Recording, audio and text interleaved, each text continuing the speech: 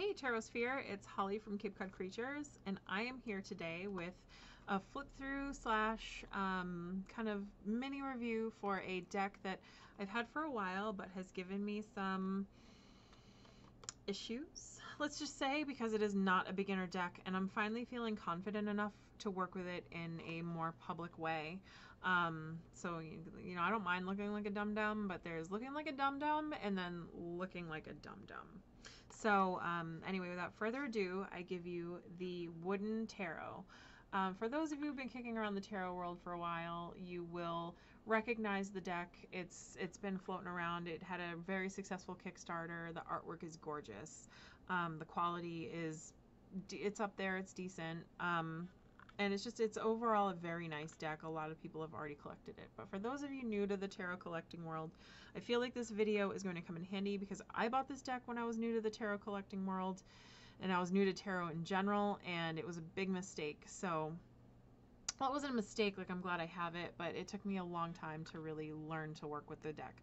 So, without further ado, first of all, note on quality. This is a Make Playing Cards deck. So you get a tuck box with it, so there's no spectacular box or anything, and it's a somewhat glossy tuck box, but this has been running around in my bag for a little while, and considering how abusive my bag can be on my decks, this little tuck box is held up really well. So it's certainly better than like a game crafter box that just kind of falls apart if you even like think about looking at it. This one will take a beating, and it's not going to be perfect at the end of the day, but it will keep your cards safe. Okay, and then the cards themselves are standard tarot card size. If you're used to handling a US Games Rider-Waite or any kind of Llewellyn deck, this is, you know, you're good.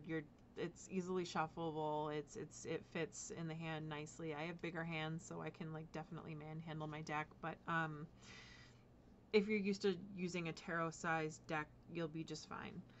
The card quality itself is 300 GSM, which means that the stock is thick enough to be used fairly regularly without being, you know, too beaten up, and it's also still bendable and shuffleable, which is nice. The cards are glossy. Not as glossy as I've seen. It's not heavily laminated, but they are coated in gloss. So you can actually, this one has some little crud in the corner, but it's glossy enough to be able to tell there's crud in the corner. And the back of the deck, oh, choked on my own spit laughing. The back of the deck is completely reversible. So for those of you who work with reversals and they don't want to know what direction a card is facing, this is perfect for you. Okay. Now, Major Arcana. Easiest chunk of cards to memorize, and some of these do kind of have throwbacks to original Arcana meanings, so not the hardest section to memorize. So we start with the Fool, the Magician, the High Priestess, which I absolutely love. Like, look at the triple goddess nod there, and then like I just love this whale, and like it's just such a dreamy, like, awesome card. Then you've got the Empress, the Emperor, the Hierophant, the Lovers. This card I really like. The critter in this card, let's see if we can get it to focus, is a two-headed hummingbird. And where to me the Lovers card is more about long-term relationships, not necessarily like romance even, but like just relationships with people you've had relationships with for a long time. I love the idea of a two-headed critter, because what person are you having a long-term relationship with more so than somebody who's sharing your same body? So I really do enjoy that card for the Lovers. The Chariot, one of my favorites in this deck, if only for the racing snail nostalgia that you get for Neverending Story. And then you've got the Strength card, the Hermit, the Wheel of Fortune, Spider's Web. I believe this is pretty common for, not super common, but it's pretty decently common imagery. And then he's got little symbols. I need to reacquaint myself with symbol, like the written symbols and sigils. Mostly because my grown-up brain doesn't retain any of that information anymore. Then we've got the Justice card. The Hanged Man is a bat with a third eye. See if we can get it to focus in for you guys. There we go. The Death card, this is the same as the box art. So you've got an owl eating a mouse, and you still have a nod to the rose, which is nice. I like when there's like subtle nods back to Rider-Waite. And then the Temperance card, easily one of my favorites in, like, aside from the High Priestess, easily one of my favorites in the Major Arcana suit. So I don't know if you can see there, but this otter has a third eye. I believe they did that. Come on, focus on this cute little otter. There we go. So you've got a third eye there, floating down a river with some blooms. But the Temperance card is a card that should make you be like, like it's your deep breath in, deep breath out card. And this definitely gives me that same like relaxing wash over feel as as a deep breath. So kudos to Mr. Schwartz. And then you've got the Devil card, which is the first people we've seen. This is a nature heavy deck, and they use people as the devil, which is not wrong. And then you've got this little symbol here. Again, I have to look it up. My symbolism is really bad, and this deck kind of is like, hey, all these symbols that you used to know, and now you don't know them anymore. And then we've got the Tower, the Star, and I love this. The Star is super clever. That is a lightning bug. Look at his glowy butt. Can you see his glowy butt? Well, just trust me, his butt's glowy. It doesn't actually glow in the dark, but there's little like light lines coming from it. And then you've got the Moon card. So he's definitely going with the more surreal aspect of the Moon card here, with his, you know, like weird like wolfy jaw critter thing, and then the moon itself, and then it's actually like got lines of spit and drool hanging from it, and this is like it's like a nightmare, but not like a horrible nightmare card. I don't know, I really like this card for the Moon. The Sun card I did not enjoy as much. So you've got like this weird face in the sun, and then you've got a fox without a head, but he's got a sunflower sprouting from his neck, and I did not enjoy that at all. Like this is like one of the cards in the deck that kind of weirds me out a lot. And then the Judgment card, I don't totally hate headless animals with flowers for heads, because I thought this one was really clever. It plays with the trumpet imagery. This is a trumpet swan, and these are trumpet flowers, and like I love that it plays with that imagery and the idea of the trumpet from the Judgment card, and like, okay, that's kind of cool. And then you've got like, instead of graves, you have skulls in the bottom, so yay. But yeah, that sunflower sun card, I didn't like it. And then you've got the World card, which I enjoy. It's like it's Yggdrasil imagery, and then it's got a door in the top of the tree. Let's see if we can get that to focus on that for you guys. There we go. So you got a doorway in the top of the tree, and then like some water and stuff at the bottom. And last but not least, and I included in the Major Arcana, is a Happy Squirrel card. I love bonus cards in decks, yay. And I love the Happy Squirrel. Happy Squirrel, if for those who aren't familiar, is from The Simpsons. Lisa goes to see a fortune teller, and she gets her fortune read, and she gets the Death card and is like, oh no, and the tarot card reader is like, oh, don't worry about that, it's not as scary as you think it is. And then she gets the Happy Squirrel card and is like, oh my god, isn't that such a cute little card? And the fortune teller is like, oh. And she's like, is it bad? And the fortune teller goes, the cards are vague and mysterious. And I think this is just, I love this card because it's a reminder to not take yourself so seriously, but you could also look at it as having a darker meaning if you wanted to, because of the way that it's portrayed in that cartoon. And then, but I take it mostly as a, you're taking yourself too serious, stop it. Like, it's kind of like a poke, kind of like a knock it off. Okay, so now we make our way to the Minor Arcana, and like I said earlier, you don't have The traditional suits, you have they've all been renamed, and it's stones, bones, blooms, and plumes. And while I enjoy the rhyming, I don't enjoy the rhyming because it's all mixed up, and we'll go over it. We'll go over it right now. So the stone suit is the suit of fire, so that would be wands. And I don't enjoy using stones as wands because if you like, they're all drawn as crystals, and that makes me think money, which makes me think pentacles. So I think stones probably would have been better used as the pentacle suit, but here it means fire. So again, and usually when you see crystals mean pentacles, and you have to rewire your brain to think that way, and it can be really difficult, especially if you haven't worked with this deck a lot. And even I still get tripped up. This is like the third time I've filmed this video, and I have caught myself on cards like a number of times. So anyway, without further ado, let's get to the cards, right? So they don't do aces in this deck.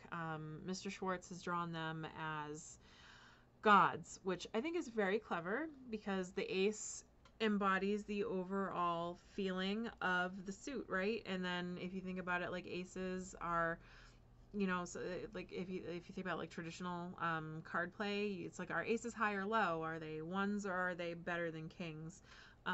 So this kind of plays with aces high, and having this card like, God trumps king. So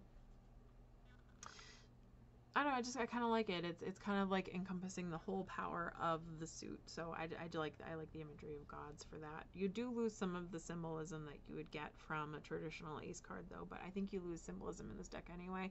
So it's 6 of one, half of another. All right, so you get the God of Stones, and then this is 2 of Wands, the 3 of Wands or Stones, the 4 of Wands. So here's where this deck drives me crazy. Some cards are obvious throwbacks to Rider-Waite, like the 4 of Stones and or Wands. And then I don't know if you've noticed, but this is the first one that doesn't really have any stones in it. You could possibly see the string of pearls as the stones, but as we progress, you'll notice that not all of the cards have the thing in them. So you've got the 4 of Wands, traditional like homecoming, like wedding, like family, kind of like coming and going, and like yay, like homemaking kind of a card. The 5 of Wands I think is very clever. The 5 of Stones I think is very clever. So 5 of Wands is bickering and fighting and ridiculousness, and this is a pair of locked horns. So clever. I like this. Very well done. No stones. And then 6 of Wands or Stones is victory, so you get like your victory crown there, kinda. And then the 7 of Wands is moral high ground, but again, not really. You don't really get traditional imagery in there. You have to really have your meanings memorized so you can kind of do the throwback. The 8 of Wands is another one with somewhat traditional imagery. So the 8 of Stones, it's got like the pew pew pew kind of the 8 of Wands, and it's definitely it's like a little it jogs your memory. And then you get the 9 of Stones, which is the 9 of Wands. It's like the guy, he's got like the fence of wands behind him, and he's leaning on one because he's almost finished, but like, man, is he tired. So, and he's reflecting on what he's already built and deciding whether or not he should like go all the way there. So yeah, you don't necessarily get that from this card. And then you've got the 10 of Wands or the 10 of Stones, which aside from this being potentially heavy to lift, you don't really get like that sense of finishing or being done, going to market kind of a feel. You just have to know that that's what the 10 means. And then you've got the Page of Stones. I love how his little antlers are not antlers, they're crystals. And the unicorn for the knight, again, crystal horn. The Queen of Stones is a doe. Normally I would prefer to see doe imagery. If you're going to use doe, I would prefer to see it. And where this is already confused with the with the pentacles, I would like to see a doe in more of an earth suit than a fire suit. And then you've got the King of Stones, which is a ram, and I kind of see that. Like, rams are kind of fiery, and, you know, like, they climb mountains and are ridiculous, so, like, I could see that here, but the doe I just don't particularly enjoy. Okay. Next we have the bones suit, and the bones are the earth suit. They're pentacles. So this drives me nutty because that bone looks an awful lot like a wand to me. And again, this is one of the suits that I have trouble with. I mix up the stones and the bones all the time. So we've got the ace or god of bones or pentacles. And then you've got the you've got the two of pentacles, which is like the wishy-washy. So you've got like you've got like the figure, the infinity, the figure 8 to kind of remember that, but otherwise not really much going on there to jog your memory for that. You've got the three of pentacles, which again, this is supposed to be masterful. You know, this is like masterwork, somebody who's a professional. A little bit of teamwork going on there, like a professional team, you know, consulting, like kind of, you know, get somebody who knows what they're doing. Like, this is a don't do the home repair yourself. Call a plumber, but ask the plumber questions. You know, this is like, that's kind of the card, but again, I don't get that from this. And then you've got the Four of Pentacles. This is the guy that is, you know, he's got some money and some power, but he's really controlling with it. A little hard to get from a rib cage. And then you've got the Five of Pentacles. This is the one where they're supposed to be walking by the church, and possible like it's an illness card sometimes, or an injury card, or just general tragedy, but you're kind of working your way out of it. Broken pelvis. I do not enjoy. I don't know if this is a pelvis or a scapula actually, a shoulder blade. But usually this kind of traumatic injury is really hard to recover from, and if you're older, you die. So I'm not really a fan of that one. And then we've got the Six of Pentacles, which is the charity card. Like, it's the guy giving some money, but this is just a hand with 6 fingers on it. So that's cool.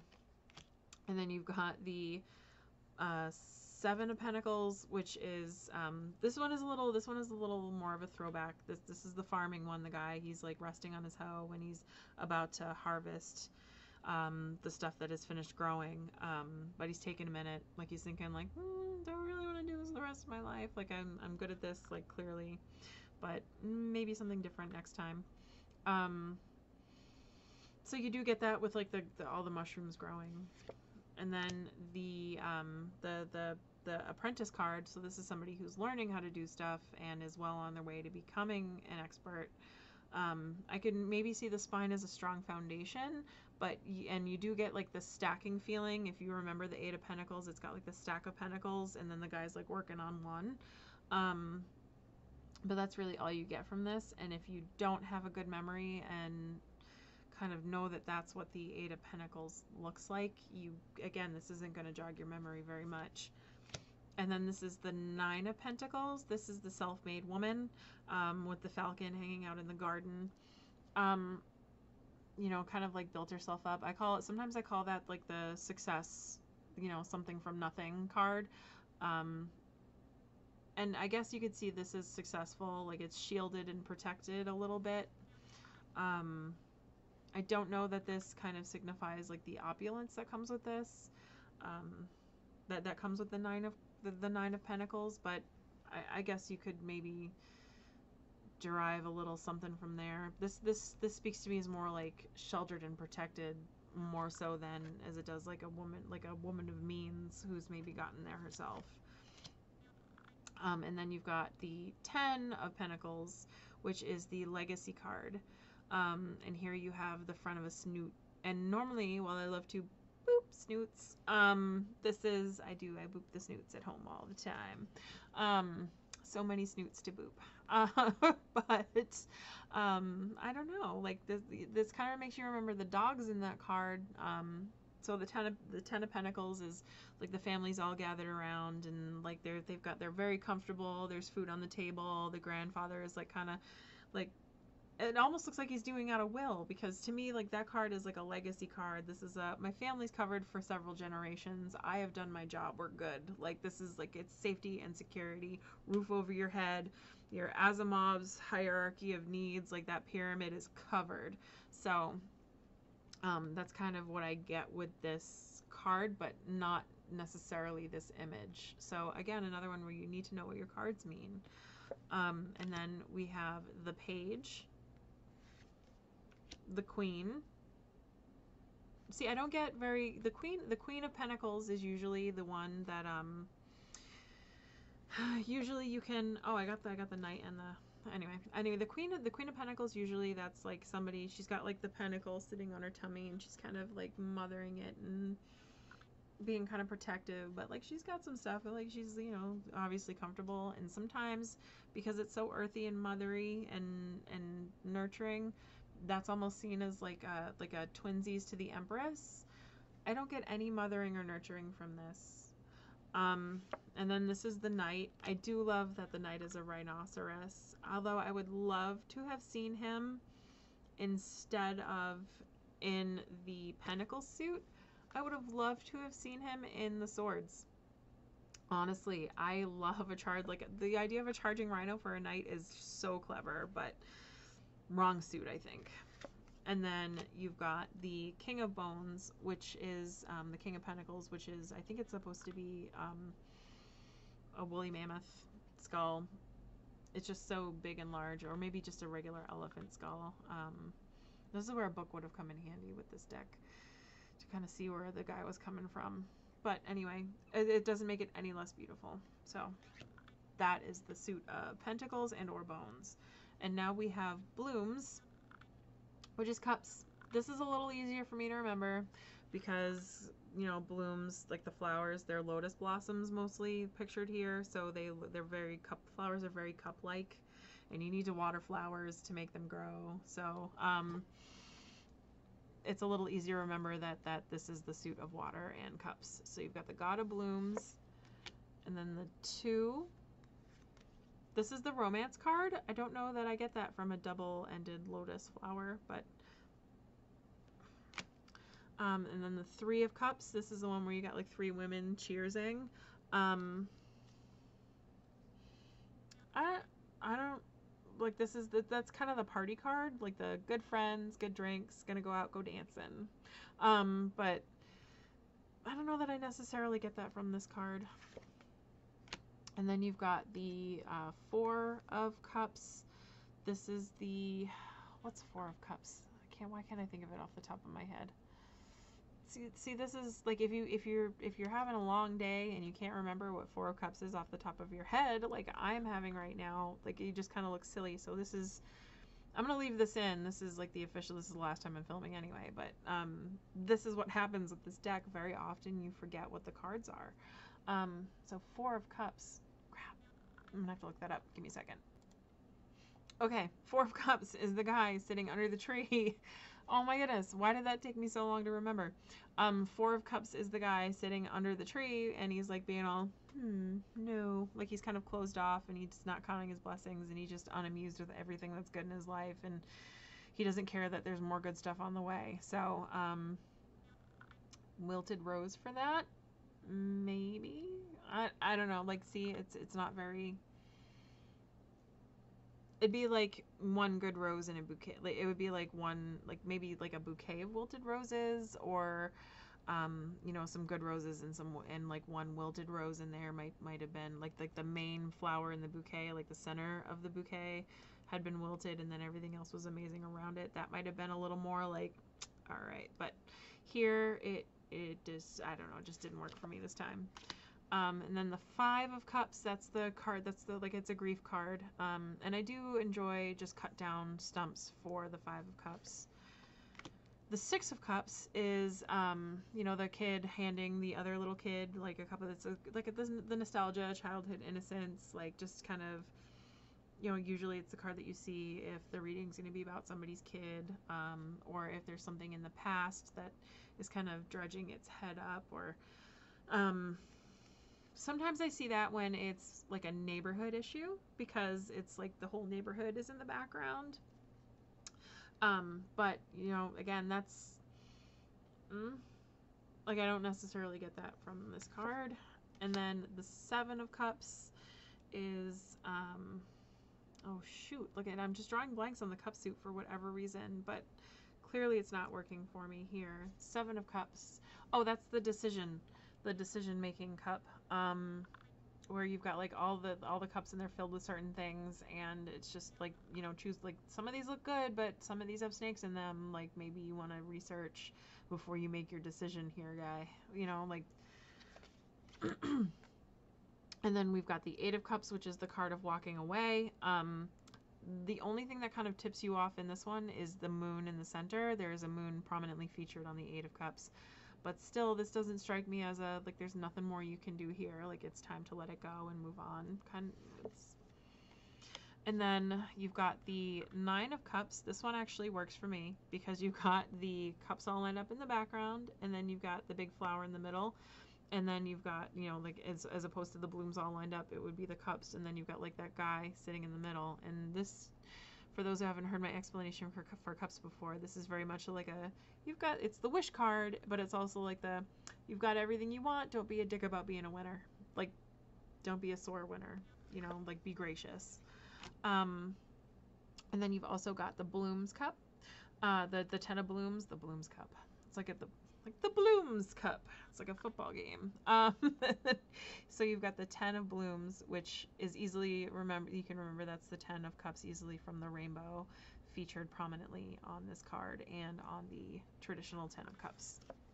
And then you've got the Page of Blooms. I forget the name of that sea critter, but I love that he's included it. And that's, so it's definitely, this is a secret. They're really cute, and they're kind of like at mercy of the tide. They just kind of float around, and they're gorgeous.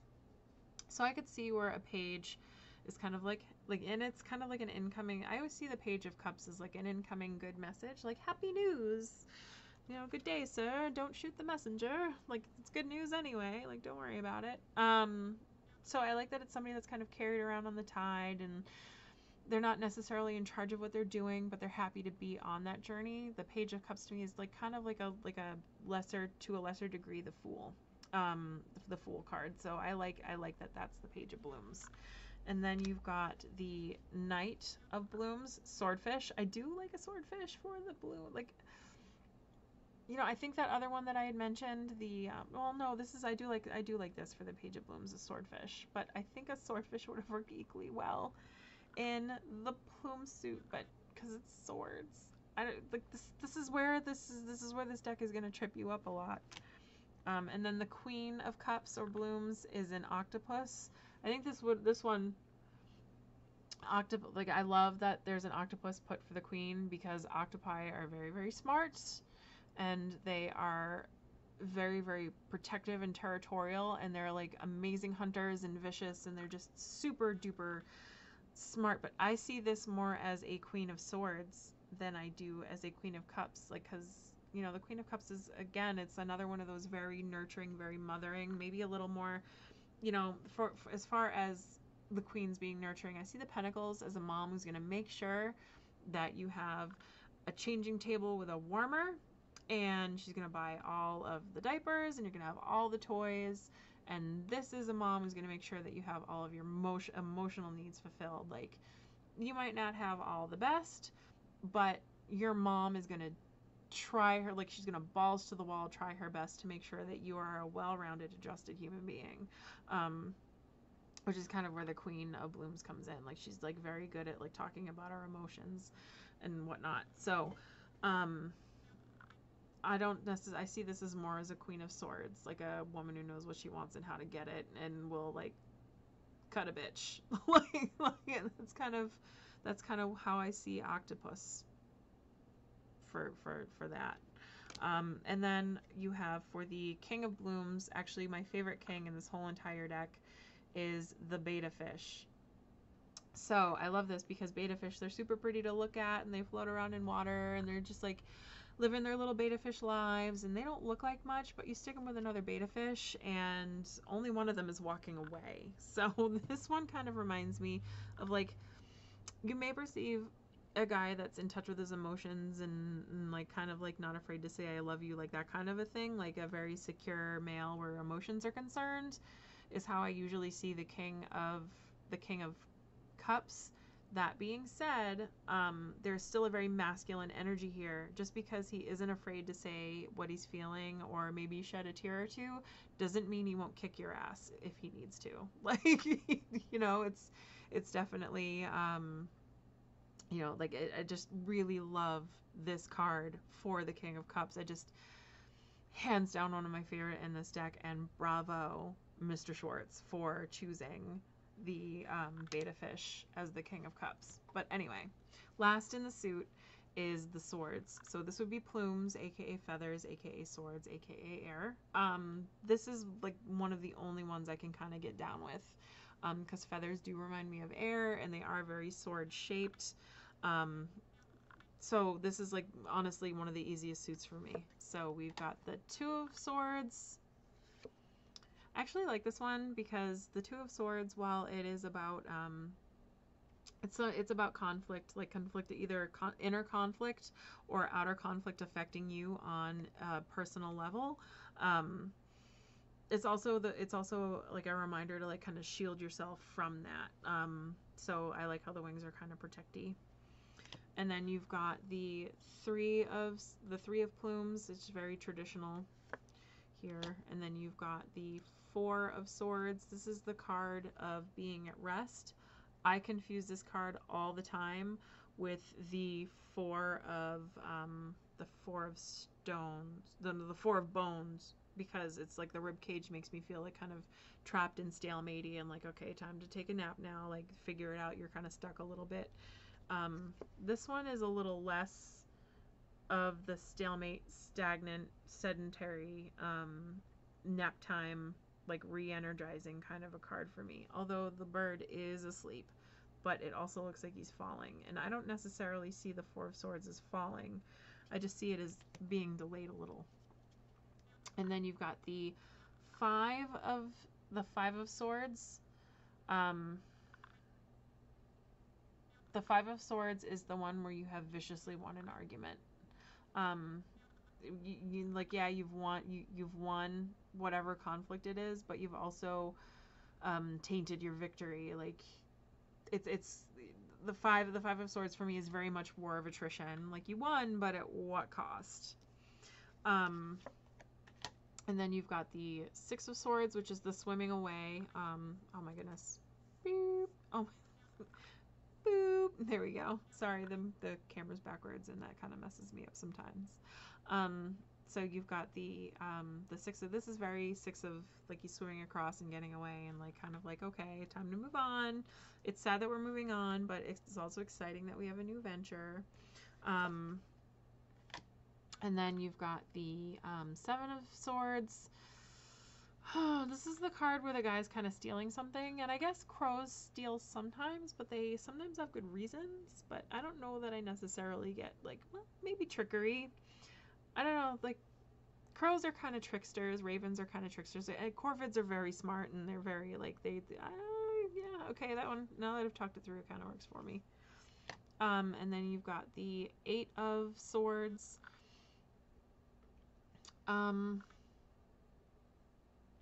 This one doesn't work for me for Eight of Swords. So Eight of Swords is the one where you've got the woman blindfolded and there's a path out of like these swords, but she can't tell that because she's blindfolded and she's kind of like keeping herself stuck. And this is just an arrow through another quiver of arrows. I don't see that there. And then you've got the Nine of Swords, which is the nightmare. While I do like the imagery of barn owl for dream time, mostly because, like, who of us did not absolutely love Labyrinth? And I don't know, like, it's just kind of very dreamy, and you've got Gareth and he turns into an owl, and like that's all fun and that's all well and good. I don't know that I see it as necessarily nightmare-y. Maybe. And then you've got the 10 of Swords, which is pretty much on the nose. You've got a dead bird full of arrows. And then you've got the Page, the Knight, the Queen,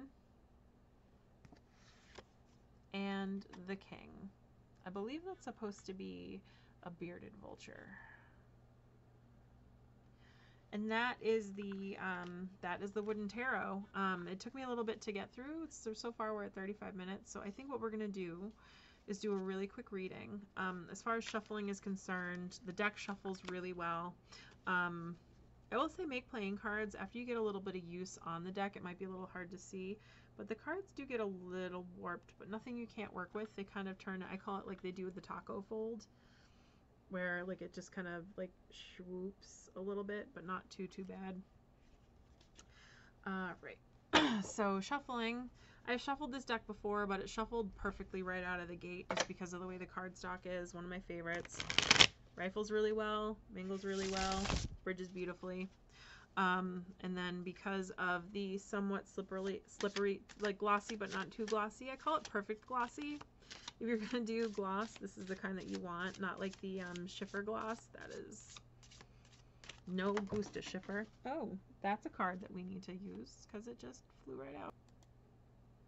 It was the 6 of Swords. No, I'm sorry, the 4 of Swords. Oh my goodness. Why am I... Alright, so we've got 4 swords. And then we'll see what else the deck gives us. So you can do hand over hand shuffle really easily. Like I said, perfect gloss for that. You can do hand over hand pretty easily. Or the long way. A little less easy for me. This is usually where I would fly, like, you know, throw cards all over the place.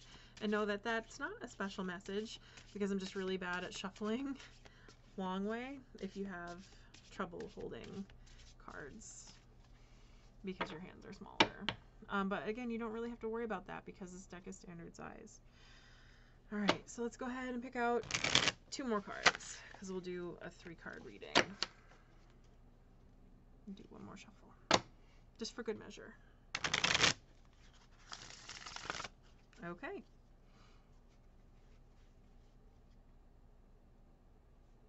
Want that one and that one. Okay, and I will say for the most part the cards are pretty well uniformly colored. Every once in a while you get one that kind of sticks out there, like this one is a little bit darker than some of the rest, but nothing that's really going to affect you picking out cards. Okay, so super exciting. We got the 4 of Swords or plumes, and then we got the 10 of Cups, beautiful card, or blooms, and then we got the High Priestess, awesome card to get. All right, so I think this is a great message, probably one we should all be taking to heart.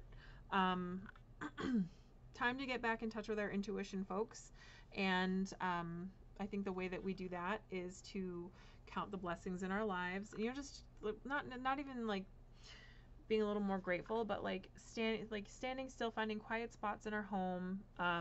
You know, with it taking little times to just be thankful for the, you know, being a little more mindful about the good moments in our lives. Especially like, you know, where home and family and stuff is concerned. Like, just remember that we don't live forever, so you know, definitely take the time to be with your family and whatnot. But find the quiet moments in places that you love or with people that you love, and just kind of, you know, impart your wisdom, reflect on it, be mindful of the time that you're spending with them. Get in touch with any of like little things that, you know, any of the little, you know, cues that kind of stick out for you for, you know, like your intuitive side, like your spiritual side, like that kind of thing. Just kind of like get back in touch and reconnect. Not necessarily self-care, but I feel like family care here is kind of the, it's kind of the theme. And if you take the time to do your family care and your self-care and like realign that portion of your life, it will definitely benefit a boost to your, like your woo. I guess is what we're gonna call it. Your witchy woo, your spirituality, your intuition, your, you know, spidey sense. I'm gonna call it spidey sense. I don't like calling it I don't know, like intuition's a good word for it, but sometimes I feel like it's a little overused. So you know, spending time with your family and, you know, some quiet, good quality time at home, and in places like just relaxing and like places where you get your good emotional feels, like doing that is going to help your spidey sense. All right, so anyway, Tarot Sphere, it was wonderful to do another deck review for you, and I think next time we're going to cover the Earthbound Oracle, and I do have the Lenormand too, so I'm going to get a little more familiar with those, and we'll do separate videos for those decks. All right, Tarot Sphere, I'll talk to you later. Bye!